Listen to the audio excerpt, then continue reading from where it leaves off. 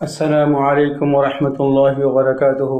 বাংলাদেশের হযরত উলামা ইকরাম, আমি আপনাদের সম্মুখে আপনাদের পক্ষ থেকে পাঠানো একটা পত্রর কিছু অবস্থা পেশ করতে চাচ্ছি। দার খেদমাতে আকদাস হযরত আহলে শুরা ও দিগার আকাবের মার্কাজ দাওয়াত তাবলীগ মসজিদ কাকরাইল, ঢাকা। আজ ওয়াফদ উলামা ইকরাম, ঢাকা, বা হুকমে শেখুল ইসলাম হযরত মাওলানা আহমদ শফি সাহেব দামাত বরকাতুহুম, খলিফায়ে মজাজ হযরত মাওলানা হুসাইন আহমদ মাদানী মুহতামিম মাদ্রাসা মাইনুল ইসলাম হাটহাজারী, চট্টগ্রাম। আসসালামু আলাইকুম রহমতুল্লাহি ওয়া বারাকাতুহু। এর ভিতরে আপনাদের পক্ষ থেকে ডেট লেখা হয় নাই, এই জন্য ডেটটা বলতে পারতেছি না। যত সম্ভব এটা 2017-র দিকেই হবে, 17 বা 16 বা 17-র দিকেই হবে যত সম্ভব। শাহরিয়ার মাহমুদ সাহেব চঞ্চলতার ভিতরে ওবায়দুল্লাহ ফারুক সাহেব দামাত বরকাতুহুদের মাধ্যমে যত সম্ভব এইটাই পাঠাইছিলেন। এবং এর ভিতরে আপনাদের পক্ষ থেকে इस इंतशार की बड़ी वजह जैसा कि हालात की जायज़ा लेने से भी और निज़ामुद्दीन के अकाबिर की तहरीरात से भी पता चलता है, 3 चीज़ें हैं। अव्वल, नवंबर 2015 को मरकज़ रायबेन के आलमी इज्तिमा में पूरी दुनिया की पुराने हजरत और ख़ुद मोहतरम मौलाना साद साहेब की मौजूदगी में 13 अफराद पर मुश्तमिल जो शुरा तय हुआ था, उसके मोहतरम मौलाना साद साहेब दामात बरकातुहुम की तरफ से तस्लीम ना करना। আমি এই প্রশ্নের উত্তর দিতেছি হযরত উলামা ইকরামদেরকে যে যদি নাকি মাওলানা সাদ সাহেবকে এই সূরা মেনে নেওয়ার ব্যাপারে আপনাদের পক্ষ থেকে জোরালো দাবি থাকে, তো সাদ সাহেবের নামে আজ 7 বছর ধরে যে বলা হচ্ছে যে উনি ইহুদিদের দালাল, উনি হাফেজ না, উনি আলেম না, উনি বেয়াদব, বদতমিজ, উনি শত শত ভুল করেছে, তাহলে এত ভুল করেনেওয়ালা লোককে আপনারা এই আলেমী সূরার 13 জনের ভিতরে দ্বিতীয় নম্বরে কিভাবে রাখছিলেন?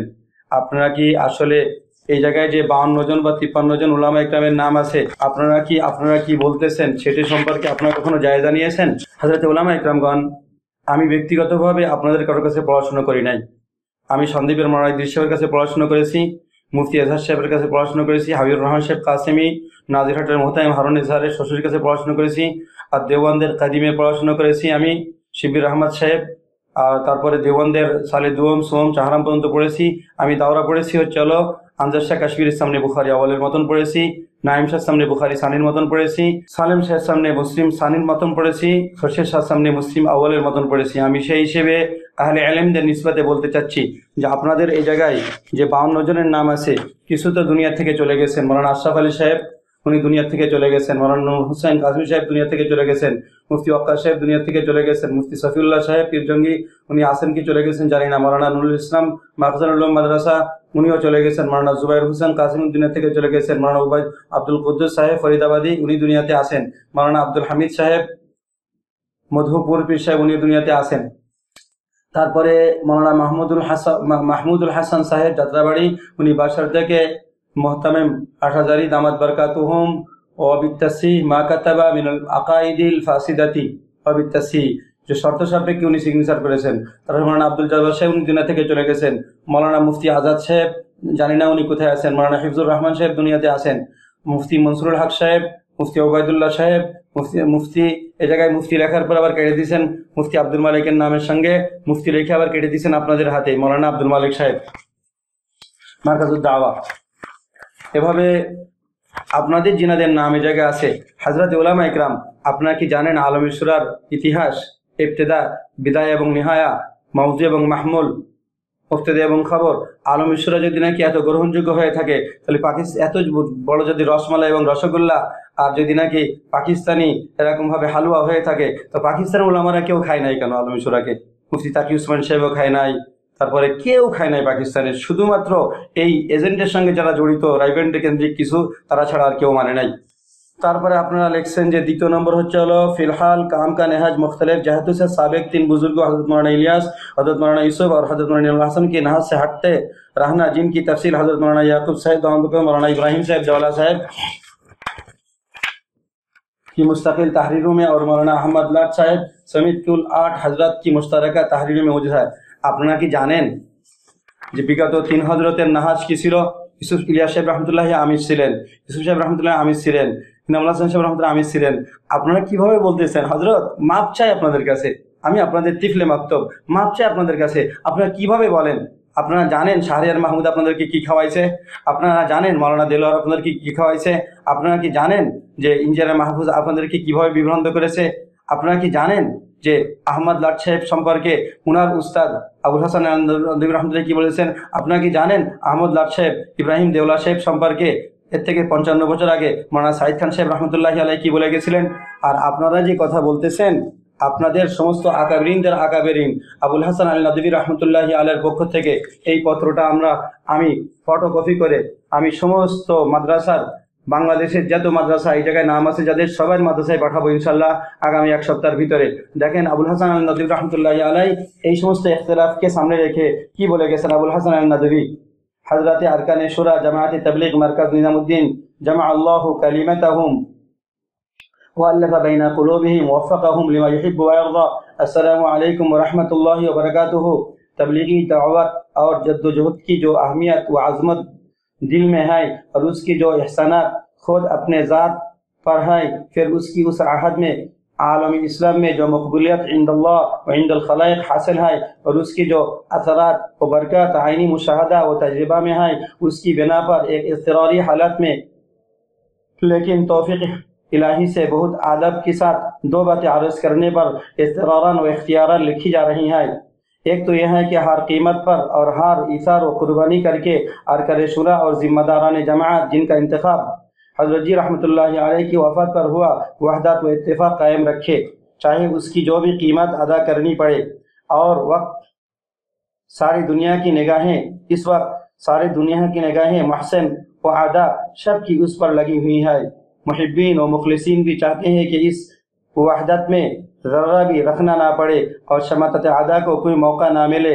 शैतान भी ताक में है और हासिदीन भी के किसी तरह इस शेरज़ा में रखना पड़ जाए। और मुहिब्बीन व मुखलिसीन की दुआ है कि अल्लाह ताला ये इफ़ाक़ व ताउन कायम रखे। दूसरी अहम बात यह है कि जो तजर्बा व बसीरत हालात से वाकिफियत और पूरी खुलूस एतमाद के साथ लिखी जा रही हैं कि आप इमारत या विफाक के बारे में जो फैसला करे वो दिल्ली और मरकज़ निज़ामुद्दीन ही में हो, उसके लिए हरगिज़ पाकिस्तान का सफ़र ना करे और ना वहाँ उस बारे में कोई फैसला और तंज़ीम हो। एक तजर्बाकार और थोड़ी सी सियासी और तारीख़ी बसीरत रखने वाले इंसान की हैसियत से लिखा जाता है कि हर इंसान, हर हिंदुस्तानी फिर हिंदुस्तान में ही नहीं सारे आलम में काम बिल्कुल मुअत्तल हो जाएगा।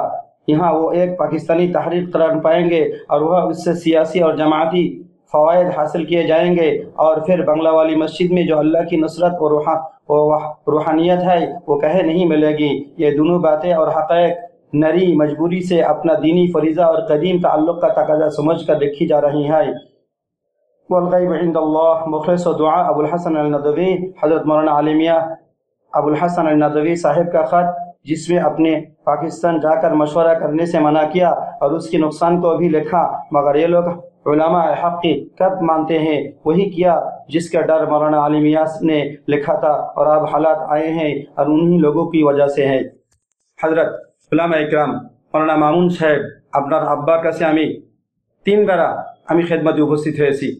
আপনার আব্বা যে সময় যশোরে যেতেন আমি এয়ারপোর্ট মসজিদে ওনার 3 বেলা মাথায় তেল দিয়েছি, পায়ে তেল দিয়েছি। আমি হাফেজুর রহমতুল্লাহি আলাইহির খেদমতে 3 বেলা আমি উনি যে সময় নাকি আন্দোলনের জন্য 81, 82, 83-তে উনি যে সময় নাকি লালখান বাজার যেতেন সে সময় আমি ওনার মাথায় তেল লাগাতাম আর ওনার পায়ে তেল লাগাতাম। আমি সে আবদুল্লাহ, ওই ছোট আবদুল্লাহ আপনাদের সামনে আমি বিয়াদবি করতেছি না, আপনারা একটু আমাদের সঙ্গে বসেন। আমি আপনাদের কাছে এই আপনারা যে পত্র লিখে যার উপরে ভিত্তি করে আমাদের তবলিগের সাইদেরকে মোরতাদার কাফের বলতেছেন, আর আপনাদের পক্ষ থেকে প্রস্তাব আসতেছে যে 2 মিনিটে সমস্ত ফিতনা শেষ হয়ে যেতে পারে। মৌলানা সাদ সাহেব নাকি আলমী সূরা মেনে নাই। মৌলানা আবুল হাসান আল নদভী রহমতুল্লাহি আলাইহি বলেন আপনারা কি বলবো? আমি কি বলবো যে উনি বড়, না আপনারা বলবেন যে উনি বড়? আমি কি বলবো আপনাদেরকে যে আবুল হাসান আল নদভী রহমতুল্লাহি আলাইহি মাযা খাসরা আল আলম বিনহিতাতিল ইসলামী এই কিতাব লেখনেওয়ালা রাবেতাতুল আলমীর নিষ্কণ্ঠক একজন আরব আজমদের ভিতরে প্রসিদ্ধ আলেম, সবার উনি মধ্যমণি এবং সবার সারে তাজ। ওনার কথাটাকে আমরা কিভাবে উপেক্ষা করি? আপনারা তো আমাদেরকে এমন কথা বলতেছেন যেটা অযৌক্তিক, যেটা অসত্য, যেটা অবাস্তব। আমার নামে আপনারা কি না বলেছেন যে আমি কাফিয়া পর্যন্ত পড়েছি। এই মৌলানা জুবাইর সাহেব তো আমাকে উনারই মাদ্রাসা যশোর তাবলিগ মারকাজ মাদ্রাসায় 90তে নিয়ে আমাকে ওই জায়গায় মোহতামিম বানায় দিয়ে আসে, ইমাম ও খতিব বানায় দিয়ে আসে। উনারই নিগরানি তো আমি তো 7 বছর শেষ পর্যন্ত ওনার ছেলে হানজালার বরকতে আল্লাহ ওনার থেকে ওই মাদ্রাসা থেকে আমাকে বহিষ্কার হয়ে আসতে হয়। হযরত উলামা ইকরাম আপনি একটু যাচাই বাছাই করেন আর খুন খারাপি করেন না। আপনারা আর উস্কানি দিয়েন না। আমি বলতেছি আমাদের মৌলানা সাদ সাহেব বলছেন যে बांग्लादेश के उलमा और तलबा का कोई कसूर नहीं है, कसूर दो चार का है जो ककरेल में बैठे उनको भगाया है। এই জন্য আমি বলতেছি বাংলাদেশের আলেম তালেব ইলমদেরকে আমি এখানে তর্জমা করতে পারতাম, কিন্তু আমি উর্দুটা পড়ে এটা আরবিও তর্জমা করতে পারতাম, ফার্সিতেও তর্জমা করতে পারতাম। আমি শুধু আপনাদেরকে বোঝানোর জন্য, জনগণ যেন আপনাদের সম্পর্কে খারাপ ধারণা না হয়, এই জন্য আমি উর্দু তর্জমার থেকে বাংলা তর্জমা করি নাই। মৌলানা জুবায়ের সাহেব কি বলতে পারবে? উনি 30 বছর ধরে বা 25 বছর ধরে তর্জমা করতেছে মৌলানা সাদ সাহেবের যে সমস্ত অবান্তর, অসত্য, অভিত্তিক, অযৌক্তিক, অসত্য যে কথাগুলো বলতেছেন, যে মৌলানা সাদ সাহেব বলেছে এরকম হবে, এরকম বলেছে, এরকম বলেছে, এর কোনো একটা কথা উনার 2 কান দিয়ে বা 1 কান দিয়ে উনি শুনছেন, যদি বলতে পারেন তো জুবায়ের সাহেবকে 100 কোটি টাকা পুরস্কার দেওয়া হবে। বলতে পারেন যে মৌলানা আব্দুল্লাহ তোমার এত টাকার গরম কেন? টাকার গরম না, উনি যে সময় নাকি মেম্বারে বসে উর্দু থেকে বাংলা করতেন আর উনি অনেক তর্জমা বাদ দিতেন, আমি সে সময় কিন্তু পরিপূর্ণভাবে উর্দু থেকে আরবি করতাম বা ফার্সি করতাম। এই জন্য আমি তো তর্জমা বাদ দিই নাই, ওনাকে অপমান করতে চাই না। উনি যা আপনাদেরকে নিয়ে খেলছে, আপনারা এই খেলার শিকার হয়েছেন হচ্ছে মৌলানা আব্দুল্লাহ সাহেব রহমতুল্লাহি আলাইহির নিসবাত, মৌলানা হুরুজুল্লাহ সাহেব রহমতুল্লাহি আলাইহির নিসবাত, মৌলানা আবুল ফতাহ সাহেব রহমতুল্লাহি আলাইহির নিসবাত, মৌলানা আশরাফ আলী সাহেব রহমতুল্লাহি আলাইহি গফরগাঁয়ে ওনার নিসবাত, আর মৌলানা লুৎফর রহমান সাহেবের নিসবাত, আর মৌলানা মুনির সাহেবের নিসবাত, আপনারা হাজী আব্দুল মকিদ সাহেবের নিসবাত। আপনারা মনে করেছিলেন যে উনাদের মতন জুবায়েরও এরকম ভাবে কোনো মিথ্যা কথা বলবে না, উনারা যেমন নাকি গ্রহণযোগ্য ছিলেন, উনারা যেসব মুস্তানাদ ছিলেন, মুতামাদ ছিলেন, মুকসাদ ছিলেন, আদেল ছিলেন, জুবায়েরও তাই হবে। কিন্তু উনি যে নোয়াখালীর রক্ত নিয়ে আপনাদেরকে জিলাফির ফ্যাসে ফেলে দিয়ে আপনাদেরকে যে কিনে বেচে খাইছে আর আপনাদেরকে বিপদগ্রস্ত করে আপনাদের হুমকি দুমকি দিয়ে জনসাধারণকে দিয়ে, আগে তো ছাত্ররা মারিছিল আমাদেরকে 2018-তে মিথ্যাচারিতা করে আমাদের উপরে চাপাই দিয়েছিলেন, আর এবারে কোনো ছাত্ররা আমাদেরকে মানে নাই। আলহামদুলিল্লাহ আমাদের কথাতে একডুক হয়েছে, এবার আমাদেরকে কতল করেনেওয়ালা কোনো ছাত্র না, আলেম না, আমাদেরকে কতল করেনেওয়ালা হচ্ছে হলো যারা নাকি জিনারের শিক্ষিত মৌলানা জুবায়ের সাহেবের অনুসারী, তারাই আমাদেরকে মারছে। এক এক করে ভিডিও পেশ করা হবে। ইতিপূর্বেই আমাদের কাছে চলে আসছে যে সার্জিস হাসানা, তারা যে সময় আমার কাছে প্রথমে ফোন, আমাদের সঙ্গে মিটিং করে চলে যায় 1টার দিকে, তারপরে প্রথম ফোন করে, সে সময় বাজে হলো 3:22, ফোন রিসিভ করতে পারি নাই। তারপরে ফোন করে 3:23, রিসিভ করতে পারি নাই। তারপরে ফোন করে 3:33, সে সময় রিসিভ করে বলে যে আপনারা কেন ময়দানে ঢুকলেন আমাদের কথা অমান্য করে। কিন্তু আসলে সে সময় ময়দানে ঢুকি নাই, সে সময় শুধুমাত্র আমরা আমাদের উপরে হামলা করার জন্য জুবায়েরপন্থীরা ওই কামারপাড়া ব্রিজ পার হয়ে হাসপাতাল পর্যন্ত চলে আসছিল, এই জন্য তাদেরকে রোখার জন্য আমরা তকবির দিয়ে মজমাটা তৈরি করেছিলাম, শুধুমাত্র নিরাপদে থাকার জন্য। তারা আমাদের ঘুমন্ত মানুষের উপরে হামলা করার জন্য এই পর্যন্ত চলে আসছিল। এরপরে যে সময় নাকি আমি নিজে যে আমাদের মিজানকে নিয়ে আর সৈয়দ মাসুমকে নিয়ে আর এরকমভাবে মুফতি সাদকে নিয়ে আর মুফতি আলিফকে নিয়ে আর এই জায়গায় টুঙ্গি উত্তরার যে থানার ওসি হাফিজ, সে প্রায় 100 পুলিশ নিয়ে আমাদেরকে বলছিল চলেন আপনাদেরকে আমি মাঠে ঢুকাই দিয়ে আসি। আর যেন আমরা মাঠে ঢুকবো না, যতক্ষণ পর্যন্ত সার্জিস হাসানাতের পক্ষ থেকে কোনো কথা না আসবে ঢুকবো না, এই কথা বলে আমরা একটা রেড সিগন্যাল দিয়ে চলে আসছি। আর তারপরে আমরা অবস্থান করতেছি। আর তারপরে যে সময় নাকি 3টেই প্রায় 40-42-এর দিকে, যে সময় নাকি টঙ্গীর তুরাগ নদীর পূর্ব দিকে কামারপাড়া ব্রিজের উপরে যে টয়লেট, বিদেশি মেহমানদের খানার কামরার উপরে, ওই টয়লেটের উপর দিয়ে যে সময় আগুনের স্ফুলঙ্গ আর গুলতি দিয়ে এরকমভাবে কি বলে গুলি আর মার্বেল আর পাথর মারা শুরু করে, আর তারা আমাদের উপর হামলা করা শুরু করে। সে সময় আমাদের 14 জনের জামাত আমরা নাসিমবাগ আমরা অবস্থান করতেছিলাম। আমাদের সিদ্ধান্ত ছিল যে আমরা কোনো অবস্থাতেই ময়দানে ঢুকবো না, বরংস আমরা ফজর ওয়াক্তের নামাজ এই জায়গায় পড়বো, রেল সিস্টেম করে আবদুল্লাহপুর পর্যন্ত আমরা এই জায়গায় অবস্থান করব। কিন্তু আপনাদেরই লোকেরা যাদেরকে বলতেছেন যে তারা ঘুমাইছিল, একটা ভিডিও পাঠাচ্ছি কিছু সময়ের ভিতরে চলে গেছে সমস্ত মিডিয়াতে, ওই ভিডিওটা আমরা পেয়েছিলাম না, ওটা এডিট করা না। আপনারা যেমন নাকি আমাদের আমিরের নামে এডিট করে সব মিথ্যাচারিতা করেছেন, আপনারা মানে আলেমুল আমানা, আপনারা বলতে বসবো হচ্ছে হলো জুবায়ের সঙ্গে যে 3-4 জন কাকড়া আছে তারা। আমি সমস্ত বাংলাদেশের আলেমুল আমাদেরকে এই অপরাধের সঙ্গে সম্পূর্ণ আলাদা মনে করতে চাই, আলাদা বলতে চাই। শাহরিয়ার মাহমুদ, ইঞ্জিনিয়ার মাহফুজ, আলেমুল আমাদের কাছে মিথ্যাচারিতা করেছে শাহরিয়ার মাহমুদ আর আর্থিক আর বিভিন্ন ধরনের সাহায্য করে বিগত সরকারের দোসর এরকমভাবে ইঞ্জিনিয়ার মাহফুজ সেই বিভ্রান্ত করেছে, সেই টাকা পয়সা খরচ করে কচিমতি বাচ্চাদেরকে আমাদের পিছনে লাগাইছিল। আলহামদুলিল্লাহ আপনার ছাত্রদেরকে আলাদা করে দিয়েছেন। এরপরে তিনটেই প্রায় 51-52 দিকে যত সম্ভব কিছু হয়তো আকপাস হতে পারে, আপনাদের এই উস্কানির কারণে আমাদের বিক্ষিপ্ত জনতা কিছু ঢুকে পড়ে, তারপরে আপনাদের হাতেই আমাদের লোক মার্ডার হয়, আমাদের হাতে আপনাদের কোনো লোক মার্ডার হয় নাই। যা বলতেছেন আপনারা, আমরা ঘুমান্ত মানুষকে হত্যা করেছি। ওই 3তলা বিল্ডিংয়ের উপরে যারা লাফালাফি করতেছিল, আগুন ফেলতেছিল, তারা কি ঘুমাচ্ছিল? ঘুমেরই যদি আকৃতি হয়, তা লাফালাফির আকৃতি কি হবে? আপনারা এমন কথা বলেন যেটা বাস্তব ভিত্তিক হয়। আমরা আপনাদের ইজ্জত সম্মানকে রক্ষা করার জন্য ইতিপূর্বে আমাদের মুখ বন্ধ রাখছি। যেহেতु मौलाना साथ से मौलाना अब्दुल्ला, तुम अपनी ज़बान को और कलम को उलमा और तलबा के बारे में बंद रखो। या उलमा और तलबा का कसूर नहीं है, कसूर दो चार का है जो ककटेल में बैठे उनको भगाया है। তাই আমি বাংলাদেশের সমস্ত আলেম এবং তালেব ইলমদেরকে নিরপরাধী বলে আপনারা সালেহ হয়ে যান, কোরআনের এই আয়াতের উপর আমল করা শুরু করেন। ওয়াইন তাইফাতানি মিনাল মুমিনিনা ইকতাতালু ফাসলিহু বাইনাহুমা ফাইন বাগাত ইহদাহুমা আলাল উখরা ফাকাতিলুল লাযী তাবগী হাত্তা তাফিয়া ইলা আমরিল্লাহ ফাইন ফাআত ফাসলিহু বাইনাহুমা বিল কিসত ওয়াসলিহু বিল কিসত। এই আয়াতের উপর আমল করেন, এই আয়াতের উপর আমল করেন। আপনারা সালেহ হয়ে যান, দ্বিতীয় পক্ষের সঙ্গে যেন না। এই জিলাপি নোয়াখালীর জিলাপি ফেসে উনি যে পুরো কাকরাইলকে বিগত প্রায় এরকম 20 বছর ধরে নোয়াখালীর কমিউনিটি বানাই ফেলছিল, আর সমস্ত বাংলাদেশের অন্য ডিস্ট্রিক্টের আলেম ওলামাদেরকে বিভিন্ন তহমাত দিয়ে অপবাদ দিয়ে এরকম কাকরাইল থেকে বের করেছিল। আপনারা কি এই ইতিহাস জানেন? আমি আব্দুল্লাহ কত জুলুম অত্যাচারের শিকার হয়েছি আপনারা কি জানেন? আমার বিবি আপনাদের এই ধরনের উস্কানিমূলক কথার দ্বারাই, আর আমার বাসার কারেন্টকে কেটে দিয়ে 8 মাস পর্যন্ত, যেহেতু আমাদের বিল্ডিংয়ে 20 জনের 20 জন সবাই তবলিগওয়ালা, তার ভিতরে এই গন্ডগোলের কারণে 15 জন চলে গেছে আলমিসরার দিকে, আর আমরা 5 জন হচ্ছে হলো মৌলানা সাদ সাহেব ইমারাতের সুন্নাতের দিকে। কিন্তু আমার বাসার কারেন্ট কেটে দেয় ওই দিন যেদিন মৌলানা সাদ সাহেবকে এয়ারপোর্ট থেকে বিদায় দেওয়ার জন্যই করা হয়। এবং 8 মাস পর্যন্ত কারেন্ট না থাকার কারণে আমার বিবি প্রেসারের রোগী হয়ে কিডনি নষ্ট হয়ে মারা গেছে। আমার একটা কারখানা ছিল, আমরা জানেন মৌলানা জুবাইর সাহেব বা ওনারা কেন মৌলানা साहब से ক্ষিপ্ত হয়েছে?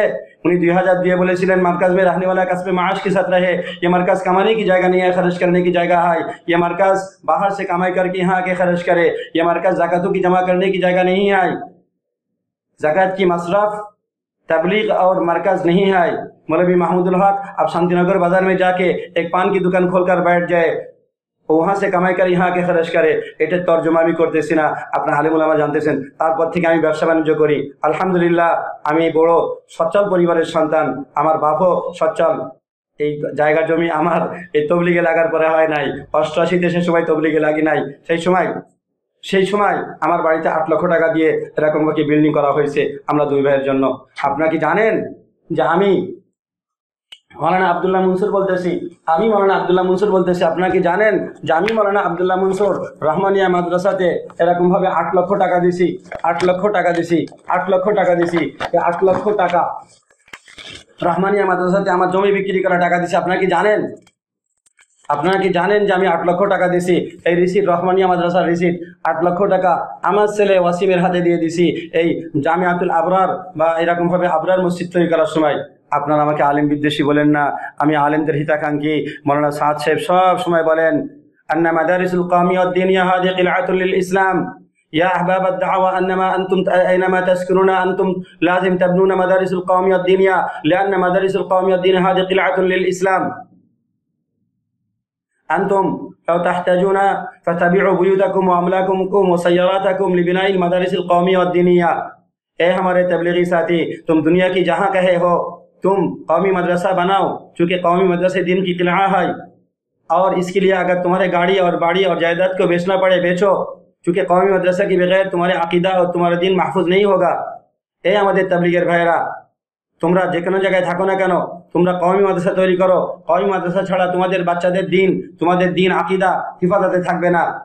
তাই তোমরা যদি প্রয়োজন হয় তাহলে কওমি মাদ্রাসার জন্য তোমরা কি করো, বাড়ি বিক্রি করো, গাড়ি বিক্রি করো, সমস্ত আমলাক জায়দাদ বিক্রি করো, তারপরে কওমি মাদ্রাসার প্রয়োজন ঘর বাড়ির থেকেও বেশি। আমরা হাত জোর করে বলতেছি হযরত উলামা ইকরামদেরকে, আমাদেরকে আর হত্যা করার জন্য জনগণকে খেপাই দিয়েন না। আপনারা যদি নাকি মনে করেন যে এদেরকে বাংলাদেশ থেকে বের করে দিব, তুরাগ নদীর রক্তের দ্বারায় রঞ্জিত করে দিব, হতে পারে, কিন্তু আমরা বাংলাদেশ থেকে কোথাও বাইরে যেতে পারবো না, বাইরে যাব না। আমরা বাংলাদেশে আপনাদের পিছনে নামাজ পড়বো, আপনাদের মাঝে সাথে আমাদের ছেলেদেরকে বিহারের মতন যে দিব। আমি মাপ চাচ্ছি মৌলানা আব্দুল্লাহ মনসুর, আমার এই কথার ভিতরে যদি কোনো আলেমুল আমার শানের খেলাফ হয়ে থাকে, আমি মাপ চেয়ে আবার বিদায় নিতেছি। ওমা আলাইনা ইল্লাল বালাগুল মুবিন।